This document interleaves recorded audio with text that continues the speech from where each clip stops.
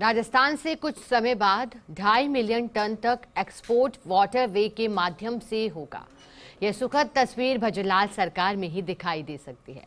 हाल ही कोलकाता में हुई national inland waterway authority की बैठक में राजस्थान में इनलैंड वाटरवे टर्मिनल का रास्ता साफ हो गया। अब डिटेल सर्वे रिपोर्ट डीपीआर तैयार करने की दिशा में काम शुरू होगा। सब कुछ ठीक रहा तो राजस्थान में 400 किलोमीटर लंबे वाटरवे में वेसल्स चलाते दिखाई देंगे। बैठक में तय किया गया है कि भारत में वर्ष 2030 तक कार्गो ट्रांसपोर्ट 2 से बढ़ाकर 5% करना है। बाड़मेर के पचपदरा को रिफाइनरी मिलने के बाद कुछ साल में वाटरवे की सौगात भी मिल सकती है। रोड ट्रांसपोर्ट पर निर्भर राजस्थान वाटरवे के माध्यम से निर्यात करेगा और कार्गो के जरिए अपनी पहचान बनाएगा। बता दें कि वर्ष 2016-17 में पिछली भाजपा सरकार ने ही वाटरवे को लेकर प्रारंभिक रिपोर्ट तैयार की, लेकिन कांग्रेस के राज में कुछ नहीं हो सका। अब भजनलाल सरकार और केंद्र की पहल पर वाटरवे की परिकल्पना को मूर्त रूप देने की तैयारी शुरू हो गई है। देश भर के कई राज्यों की पहली बैठक में ही राजस्थान को शामिल किया गया। राजस्थान का प्रतिनिधित्व कर लौटे अधिकारी का कहना है कि जल्द ही डीपीआर तैयार की जाएगी। वाटरवे को लेकर कोलकाता में हुई बैठक के दौरान राज्यों से जानकारी ली गई है कि कहां-कहां वाटरवे की संभावना है। ऐसे में राजस्थान को लेकर कहा गया है कि आगे काम शुरू किया जाए। रिवर बेसिन अथॉरिटी राजस्थान के मुख्य अभियंता का कहना है कि बैठक में सभी राज्यों को लेकर सकारात्मक बातचीत की गई है। अब राजस्थान में वाटरवे का तेजी से काम शुरू किया जाएगा। यह भी सामने आ रहा है कि डीपीआर बनने के बाद 4 साल के भीतर वाटरवे को तैयार किया जा सकता है। ऐसे में माना जा सकता है कि भजनलाल सरकार में ही राजस्थान को वाटरवे की सौगात भी मिल जाए। राजस्थान में ईआरसीपी का मुद्दा सुलझने के बाद अब इनलैंड वाटरवे की तरफ कदम बढ़े हैं। मुख्यमंत्री भजनलाल शर्मा ने इसका इनिशिएटिव लिया है। वर्ष 2016-17 में की गई शुरुआत अब आगे बढ़ने को है और हाल ही कोलकाता में रिवर बेसिन अथॉरिटी की नेशनल मीटिंग से होकर लौटे मुख्य अभियंता विनोद चौधरी हमारे साथ हैं। हम उनसे सीधे तौर पर जानेंगे कि राजस्थान को लेके इनलैंड वाटरवे की क्या रूपरेखा है, किस तरीके से काम होगा और मीटिंग के क्या मुद्दे रहे। विनोद जी, पहले तो ये बताइए कि रिवर बेसिन को लेकर के अब राजस्थान में क्या कुछ हो सकता है। राजस्थान में रिवर के अंदर वाटरवे या इनलैंड वाटरवे जो समझते हैं, उसके लिए हमने 16-17 में पिछली जो भाजपा की सरकार थी उस समय एक फिजिबिलिटी रिपोर्ट तैयार की थी। उसमें कच्छ का रण से लेकर और जालोर ज़िले में सांचौर के पास तक लगभग 350-400 किलोमीटर लेंथ का एक इनलैंड वाटरवे की फिजिबिलिटी या फिजिबल लगा था। उसको देखते हुए जो inland waterway authority of India है उसने भी अपनी फिजिबिलिटी रिपोर्ट तैयार कराई थी और उसमें भी ये चीज़ फिजिबल पाई गई थी।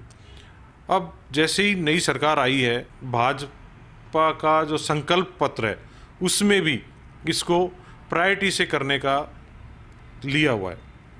उसी को देखते हुए हमने इसमें अपने कदम बढ़ाए हैं। इस मुद्दे पर एक राष्ट्रीय स्तर की मीटिंग आयोजित की गई थी कलकत्ता में, उसमें मैं गया था।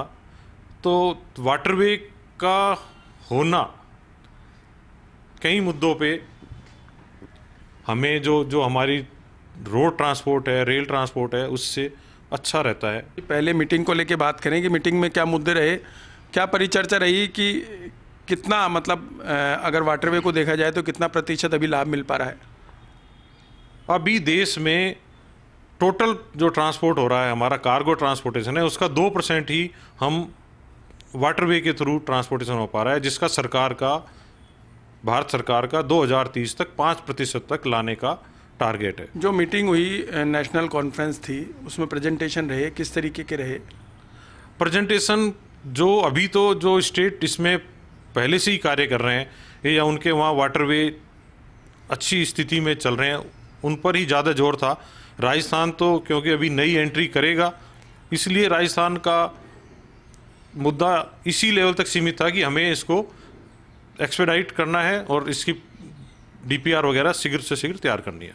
अच्छा, डीपीआर शीघ्र तैयार करनी है। जो पहले भी डीपीआर का काम चला था वो कितना मतलब आगे बढ़ा था? पहले उसकी फिजिबिलिटी, मतलब दो चीज़ें होती हैं, पहले हम फिजिबिलिटी देखते हैं कि हाँ भाई ये ऐसी चीज़ ऐसे ऐसे हो सकती है, उसके बाद फिर उसकी डीपीआर डिटेल प्रोजेक्ट कॉस्ट वगैरह उसमें सब तैयार हो जाती हैं। जी बिल्कुल, मैं ये भी पूछना चाह रहा हूँ आपसे कि राजस्थान में अगर वाटरवे बनता है तो कितने किलोमीटर में बनेगा और इसके बनने से राजस्थान को क्या फ़ायदा होगा? राजस्थान में जो वाटरवे हम कच्छ का रण से और लूनी रिवर में सांचौर के पास तक बनाने का जो एक प्रस्ताव है, ये लगभग 400 किलोमीटर लेंथ का होगा और इससे जो हमारा कार्गो ट्रांसपोर्ट रोड के थ्रू कांदला एयरपोर्ट जाता है, कांदला पोर्ट जाता है, उसमें बचत होगी, इकोनॉमिकल होगा, रोजगार के अवसर मिलेंगे।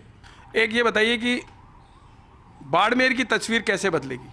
बिल्कुल आप सही कह रहे हैं कि रोड पे दबाव कम होगा। बाड़मेर ज़िले के लिए देखें तो एक वरदान होगा, क्योंकि वहाँ हमारी अभी पचपदरा रिफाइनरी का काम चल रहा है, उसके साथ अगर ये पोर्ट बन जाता है तो रोज़गार के नए अवसर मिलेंगे। अगर ये काम शुरू हो और डीपीआर तैयार हो जाए तो कितने साल में वाटरवे मिल जाएगा राजस्थान को? अभी ये कहना तो बड़ा मुश्किल है, डीपीआर बनने के बाद ही हम इसमें टाइमलाइन तो तय कर पाएंगे। नहीं, कोई कॉस्ट तय की गई हो पहले कि इतनी कॉस्ट और ये एजेंसी बनाएगी? नहीं, एजेंसी हमने कोई अभी तय नहीं की थी, पर जो हमारी कॉस्ट आई थी उस समय लगभग 9-10 हज़ार करोड़ रुपए की 16-17 की दरों पे कॉस्ट आई थी। आप क्या मान सकते हैं अपन कितनी कॉस्ट आ सकती है? आज के उसमें तो डिटेल जब हम सर्वे करेंगे तब एग्जैक्ट इसका आइडिया लग पाएगा। फिर भी अंदाजन 15 करोड़ के करीब लगभग इतना तो मान ही सकते हैं। और डीपीआर बनने के बाद 4 से 5 साल में वाटरवे तैयार हो जाएगा, क्या मानते हैं? हाँ बिल्कुल, आज के जो हमारे पास साधन उपलब्ध हैं उसमें 5 साल में तो आराम से ये चीज़ की जा सकती है। तो ये है रिवर बेसिन अथॉरिटी से जुड़े हुए मुख्य अभियंता विनोद चौधरी, जिन्होंने साफ तौर पर कहा है कि अभी कार्गो ट्रांसपोर्ट पूरे देश में 2% है, 2030 तक इसे 5% करना है और राजस्थान की सहभागिता को लेकर के सकारात्मक कदम बढ़े हैं और अगले कुछ महीने में डीपीआर तैयार कर ली जाएगी। उसके बाद राजस्थान में काम तेजी से बढ़ेगा। कैमरामैन गिरीश के साथ Vinod Singh Chauhan, First India News, Jaipur.